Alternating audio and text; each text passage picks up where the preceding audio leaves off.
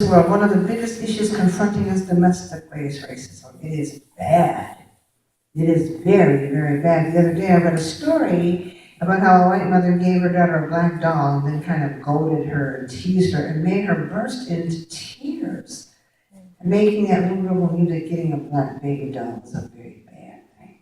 She thought it was funny. She laughed as her daughter cried. I read the story. And I cried when I read that because it was really hard to watch. It's bad. It's just bad. It's always been bad. Worse because America won't own it. I read where a black church in Mississippi in 1922 wanted to do a baptism by the river. And when they got to their spot, a white church was there, and the black church was required to wait at a specific given distance until the white church was finished. In 1960, Georgia Governor Ernest Van Diver Jr. threatened to withhold state funding from any school that attempted to integrate.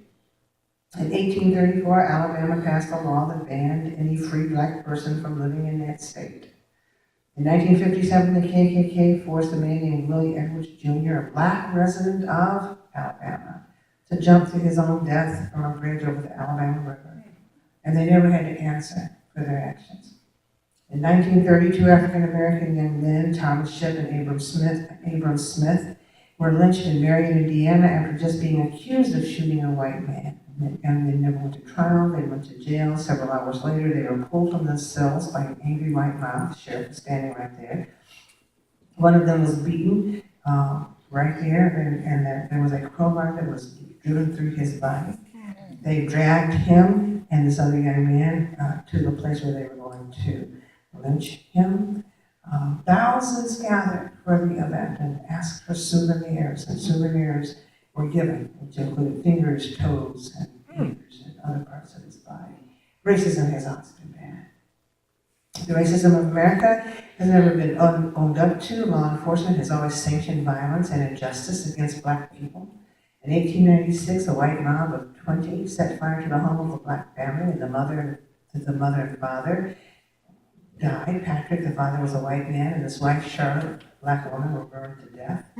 Their son escaped. Nobody faced trial. In January of 1967, deputy sheriffs shot and killed a black man during an arrest for failing to take his dog to the vet. In 1908, a federal court banned, quote, mixed blood students in Alaska from white schools unless they abandoned everything that was associated with their culture.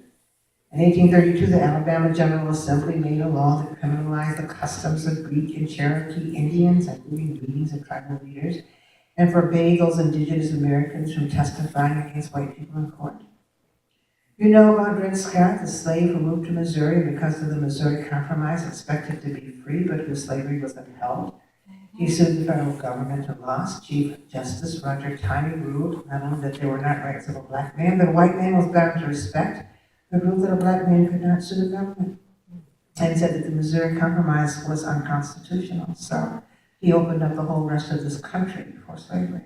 In 1970, the United States Supreme Court upheld a Georgia state decision to close a public park down rather than integrate. And in 1942, a white mob kidnapped a black man accused of assaulting a white woman as he left church.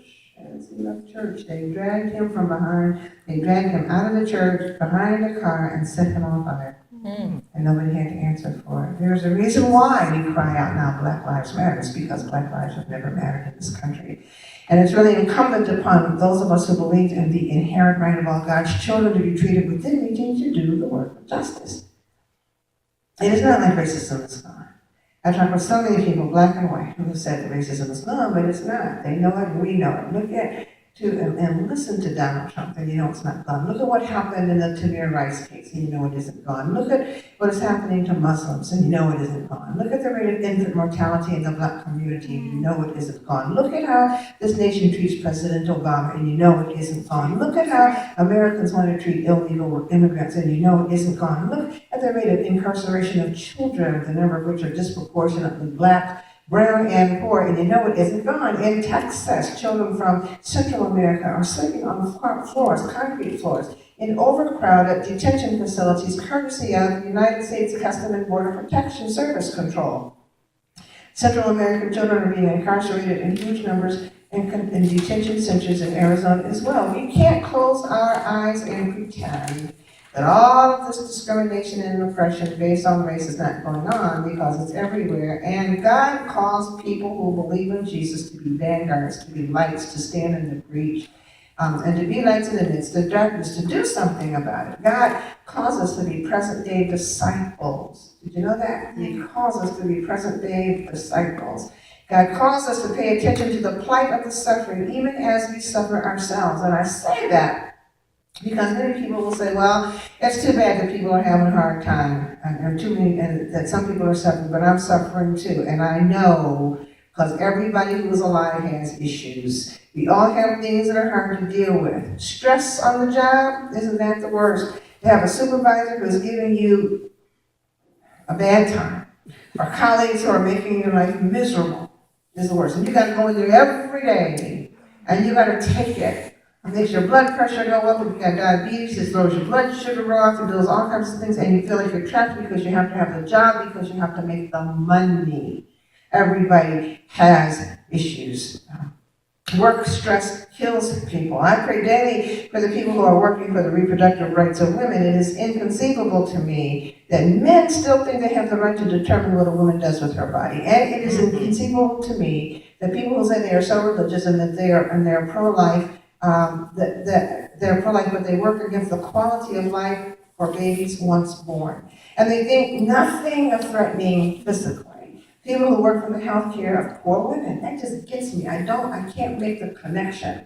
Their work is stressful and dangerous. Yes, people are suffering in so many ways. I have a friend who was a pastor who died at his desk in his office about this time last year, at his church last year. People in his congregation were giving him, you know what, over the smallest things, and there's no stuff like church stuff. There's no mess like church mess. There's no evil like church evil. It doesn't, I mean, it's just amazing. And this man, he wasn't all that old. He was only in his 50s. Well, he's not old. That's not old. And he couldn't take it anymore. They were giving him hell over the smallest things, and he couldn't take it anymore. And I talked with him a couple of times, and he'd say, Sue, I don't know how long I can do this. And I would say, Michael, hold on. It's going to be okay. But I knew what that kind of stress does to you. So he went to his office early one Sunday morning, and he sat down to write his sermon, and he died at his desk. The music had started for service, and the congregation was waiting for him. And when he didn't come out, one of the deacons finally went into his office and found him dead. Yeah, it is bad. The suffering is happening. The racism is bad. But folks will say rightfully that they are suffering too. And they will say, I don't have time to deal with somebody else because my stuff is bad. And I would say that you have to deal with somebody else's stuff because your stuff is bad. Because it's in the dealing with somebody else that you forget your stuff. And it's in the dealing with somebody else that you put your own stuff in perspective. Because no matter what it is you're going through, somebody else is always going through something a little bit worse, or sometimes a whole lot worse. And it is in stepping out of your own suffering and helping somebody else that you begin to see the majesty of God. And in helping somebody else, you think you're helping somebody else, but they end up helping you, and you end up walking away refreshed and liberated for the work that you've done. There are lots of issues. People are suffering financially, they don't want to talk about it, they just want to try to deal with it, but it's horrible to have to struggle so hard in the wealthiest country in the world, especially while the rich are getting richer. It is still, to me, immoral that politicians are spending billions of dollars on political campaigns while people in this nation are hungry and homeless. But I'm saying that even if you are yourself struggling, if you have a conversation with somebody, you will see that you're not the only one. And you will see that though you're struggling, somebody's struggling just a little bit more hard than you are. People will say, I'm suffering too, and I'm going to say that is absolutely the truth, but it does not give us a pass for reaching out to the least of these.